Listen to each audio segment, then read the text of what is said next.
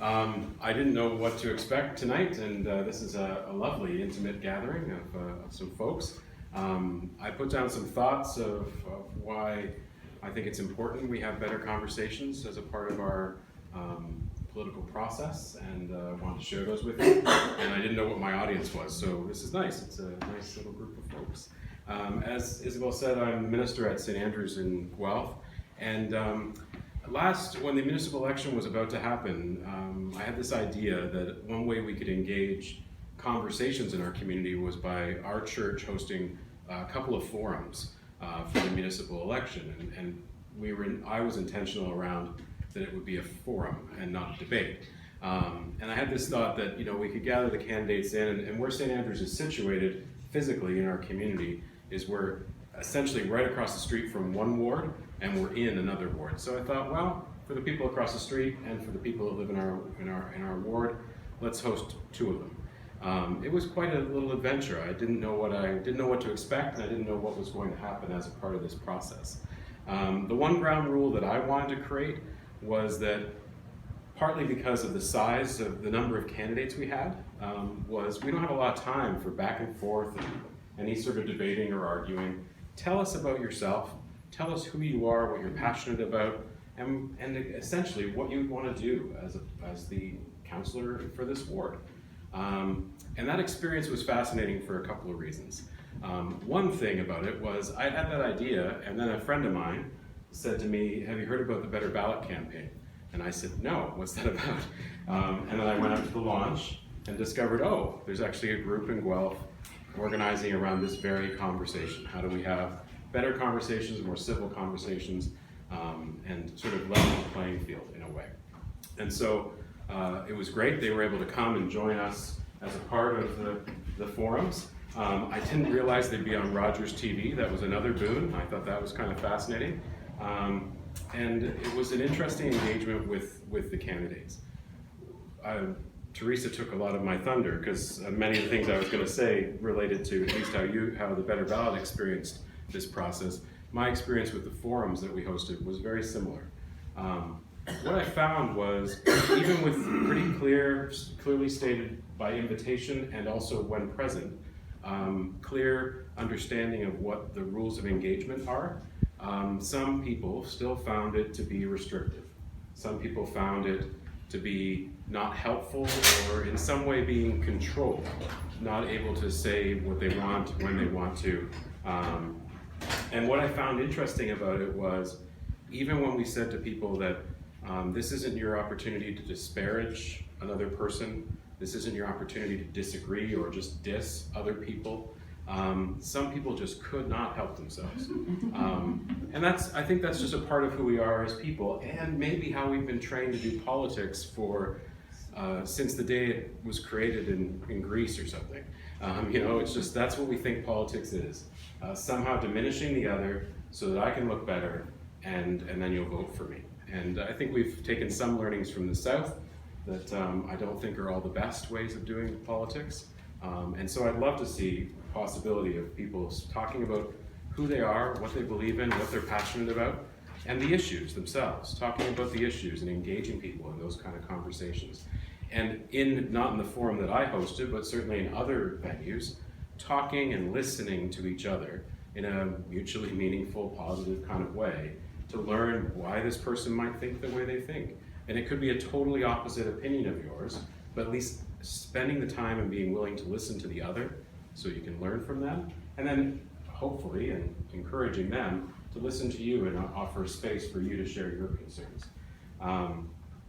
I wonder if it's a bit idealistic, and my experience with the forum kind of left me feeling a bit of that. Maybe it's just too idealistic to ask people to do that.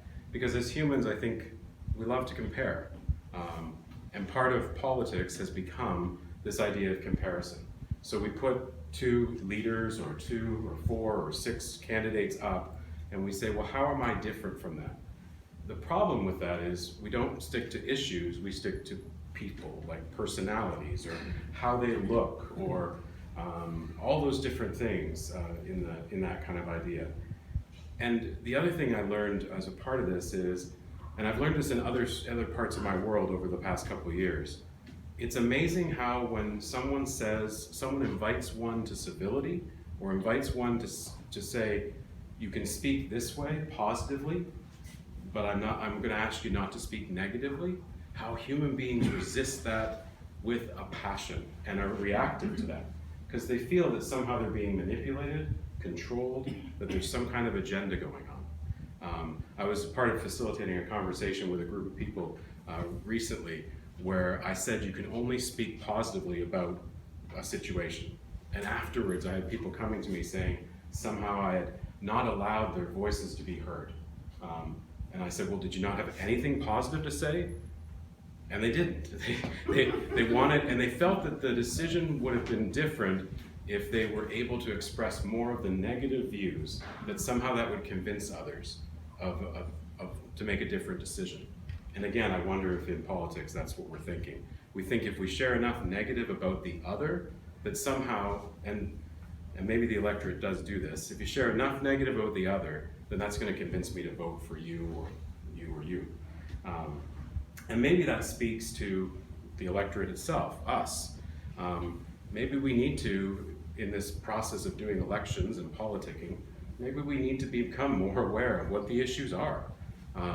Not about who dresses in the right color shirt, or who's wearing this or that, or who they're related to, or any of those kind of things, but more about why are they in this game? Why have they stepped into the arena?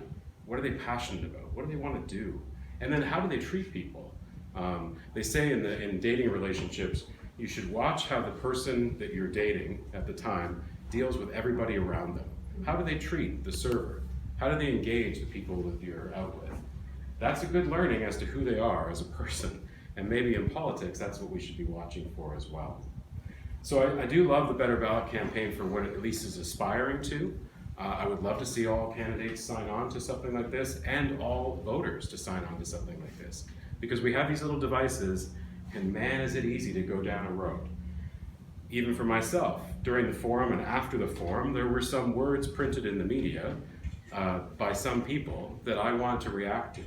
And I had to contain myself and go, no, that's not a good idea. Just leave it be. The person is going to share this, or a person's going to share that. That's up to them. I'm not going to fight. I'm not going to engage with that. I think that the last thing I would say related to this whole conversation of politics, and related definitely to what Teresa had said earlier, is that somehow in our politics we've decided that if you don't have a thick skin, if you don't know how to play the game, if you're not tough enough for the arena that politics is, then you shouldn't be there in the first place. And what a strange way of expressing at least what the ideals of being a Canadian are. Because if we're going to invite all people to the table, and politics is for everyone, if we're going to, it's the people's thing, if we're going to invite everybody to the table, then you don't say that, only certain people can come if they can afford it, or if they know how to do this or that, or if they know how the language of how to do politics, or that there's some kind of toughness needed, or you have to know all the ins and outs of how to do this thing. You can't expect that in this country to do that if you want to invite everybody to the table, because everybody has a part to play in the political system. And so, I think what it leads to is this notion of bullying, of berating people, of putting people down, of saying that you can't deal with this, so you just shouldn't be at the table. And it's a language and attitude that is certainly prevalent in our culture today.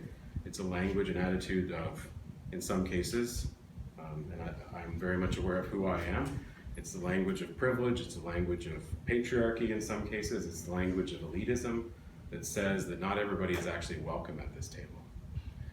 And I think what's hopefully changing in Canadian politics for the future, for the better, is that more people will see themselves as, from who's been elected over the last number of elections in a variety of settings, that there's a person like me, maybe I could do that as well. I don't have to know everything to understand politics.